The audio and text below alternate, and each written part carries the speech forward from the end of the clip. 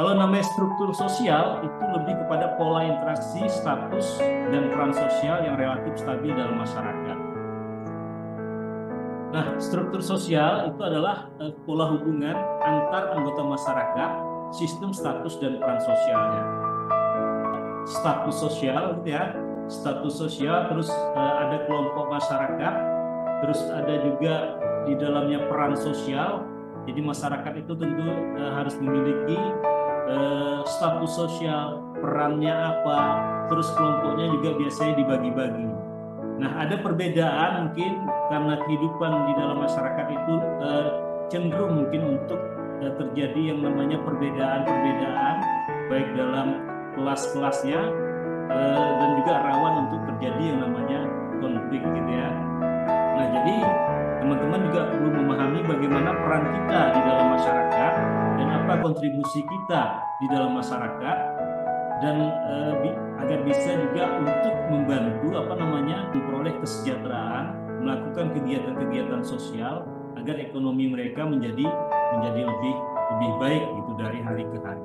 Jadi itu mungkin ukuran daripada masyarakat dan struktur sosial tadi. Ya, sejarah dan perkembangan sosiologi ekonomi nanti teman-teman juga bisa cari di sumber-sumber lainnya. Ya kan, sosiologi ekonomi itu kalau dilihat akar sejarahnya yang terkait erat dengan perkembangan kedua disiplin ilmu, yaitu sosiologi dan ekonomi. Jadi ada perkembangan ilmu sosiologi dan ada perkembangan ilmu ekonomi, dan ini mereka adalah saling berkaitan dalam perjalanan perkembangannya tadi. Ini pemikiran awal tentang keterkaitan antara aspek sosial dan ekonomi dapat ditemukan dalam karya-karya filsuf dan ilmuwan sosial pada abad ke-18-19. Jadi sosiologi ekonomi ini sebenarnya sudah kelihatan dan sudah lahir gitu. Cikal bakalnya itu sekitar pada awal abad 18 dan akhir abad ke-19 gitu. Itu sudah menurut Karl Marx itu 1818 sampai 1883. Nah, Marx menganalisis hubungan antara struktur ekonomi basis dengan struktur sosial dan politik, suprastruktur dalam masyarakat kapitalis.